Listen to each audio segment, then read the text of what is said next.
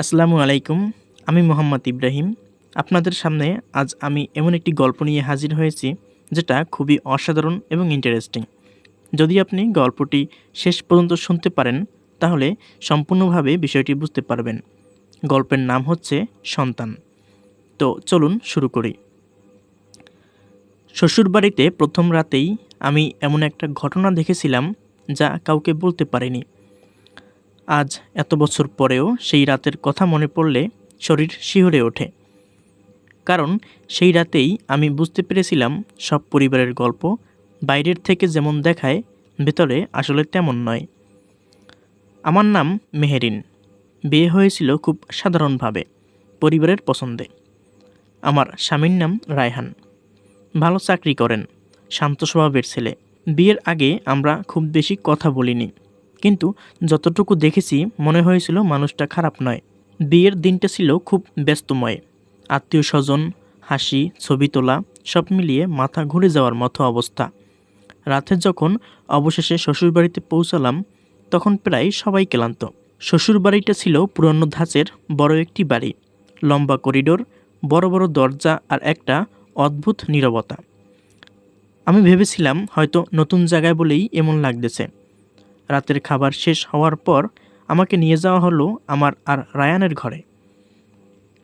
ঘরটা সুন্দর করে সাজানো ছিল, বিছানার উপরে ফুল ছড়ানো, পাশে মোমবাতি, সব মিলিয়ে যেন সিনেমার মতো পরিবেশ।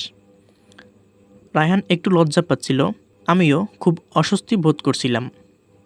কিছুক্ষণ পর সে বলল, তুমি ক্লান্ত, একটু বিশ্রাম নাও, আমি বাইরে থেকে আসছি। আমি মাথা নেড়ে সম্মতি দিলাম। সে বেরিয়ে যাওয়ার পর আমি জানালার পাশে গিয়ে দাঁড়ালাম। নতুন জীবনের কথা ভাবছিলাম। ভয়, লজ্জা, আশা সব মিলিয়ে অদ্ভুত অনুভূতি। হঠাৎ নিচ থেকে একটা অদ্ভুত শব্দ শুনতে পেলাম। প্রথমে মনে হলো হয়তো কেউ হাঁটছে, কিন্তু শব্দটা থামছিল না। কৌতূহল হলো, জানালার ফাঁক দিয়ে নিচে তাকালাম। আমাদের ঘরটা ছিল বাড়ির দ্বিতীয় তলায়। নিচে একটা ছোট উঠান ছিল। সেখানে যা দেখলাম তা দেখে আমার বুক ধক করে উঠল। আমার শাশুড়ি উঠানে দাঁড়িয়েছিলেন, কিন্তু তিনি একা ছিলেন না। তার সামনে দাঁড়িয়েছিল একটা ছোট ছেলে। বয়স হয়তো 7-8 বছর হবে।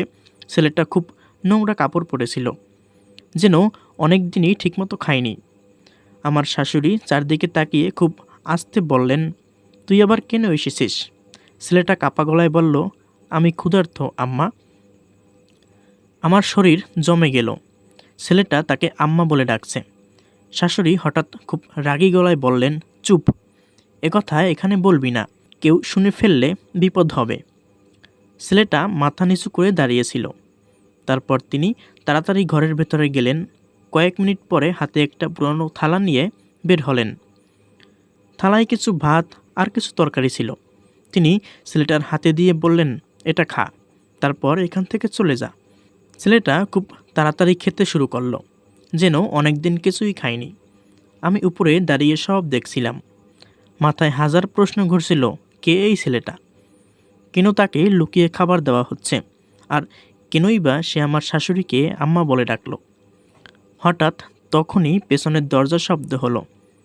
আমি ঘুরে দেখি রায়হান দাঁড়িয়ে আছে। সে আমার দিকে তাকিয়ে বলল, তুমি এখানে দাঁড়িয়ে কি করছো? আমি একটু থেমে বললাম, নিচে একটা ছেলে এসেছে। রায়হানের মুখটা হঠাৎ শক্ত হয়ে গেল। সে দ্রুত জানালার কাছে এসে নিচে তাকালো। তারপর খুব ঠান্ডা গলায় বলল, তুমি এটা দেখেছো? আমি মাথা নেড়ে বললাম, হ্যাঁ। সে কিছুক্ষণ চুপ করে রইল। তারপর ধীরে ধীরে বলল, এই ব্যাপারটা তুমি কাউকে বলবে না। আমি অবাক হয়ে গেলাম, কেন? একটা দীর্ঘশ্বাস ফেলল। তারপর বিছানায় বসে বলল, কারণ এই ছেলেটা আমার ভাই। আমি হতবাক হয়ে গেলাম, তোমার ভাই? সে মাথা নেড়ে বলল, হ্যাঁ, কিন্তু এই বাড়িতে কেউ তাকে স্বীকার করে না। আমার মাথা ঘুরছিল। রায়হান ধীরে ধীরে সব বলল। অনেক বছর আগে আমার বাবা ব্যবসায়ের কাজে বাইরে যেতেন। সেই সময় তিনি অন্য একজন মহিলার সাথে সম্পর্ক করেন। সেই সম্পর্ক থেকেই এই ছেলেটার জন্ম। যখন বিষয়টা আমার মা জানতে পারেন তখন বাড়িতে প্রচণ্ড ঝামেলা হয়। শেষ পর্যন্ত সেই মহিলা ছেলেটাকে নিয়ে অন্য জায়গায় চলে যায়, কিন্তু কয়েক বছর আগে সেই মহিলা মারা যায়।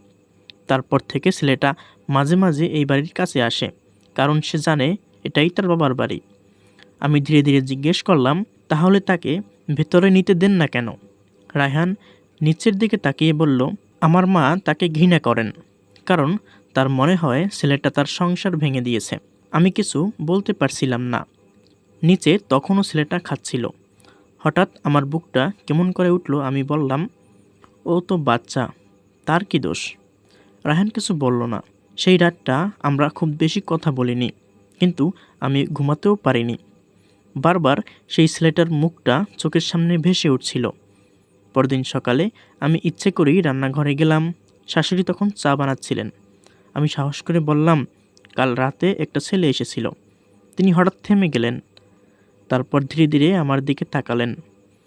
তার চোখে এমন একটা দৃষ্টি ছিল যেন আমি খুব বড় অপরাধ করে ফেলেছি। তিনি ঠান্ডা গলায় বললেন, এই বাড়িতে কিছু কিছু বিষয় আছে যেগুলো না জানাই ভালো। আমি চুপ করে গেলাম। কিন্তু সেই ঘটনার পর আমি মাঝে মাঝে খেয়াল করতাম, রাতে কেউ দরজার কাছে দাঁড়িয়ে থাকে, আর আমার শাশুড়ি চুপচাপ তাকে খাবার দিয়ে বিদায় করে দেন। বছর 2 পরে একটা ঘটনা সব বদলে দিল। একদিন সকালে খবর এলো, রাস্তার পাশে একটা ছোট ছেলে অসুস্থ হয়ে পড়ে আছে। আমি ছুটে গিয়ে দেখি সেই ছেলেটাই। সে জ্বরে কাঁপছিল। আমি আর কিছু ভাবিনি, তাকে কোলে করে বাড়িতে নিয়ে এসেছিলাম।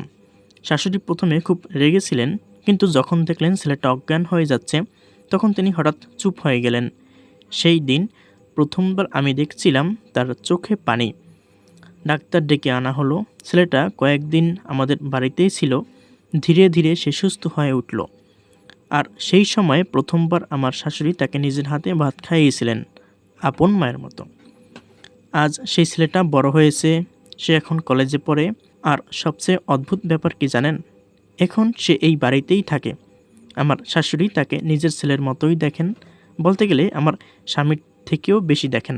কিন্তু আজও আমি সেই প্রথম রাতের কথা ভুলতে পারিনি, কারণ সেই রাতেই আমি বুঝেছিলাম কিছু সত্য প্রথমে যতই কঠিন লাগুক, সময় গেলে মানুষ তা মেনে নিতেই শেখে। তো প্রিয় দর্শক, গল্পটি আপনাদের কেমন লাগলো অবশ্যই কমেন্টে জানাবেন। এছাড়াও প্রতিনিয়ত এরকম ইন্টারেস্টিং গল্প শুনতে আমাদের এই চ্যানেলটি সাবস্ক্রাইব করে পাশে রাখা বেল আইকনটি ক্লিক করে দেবেন। ধন্যবাদ সবাইকে।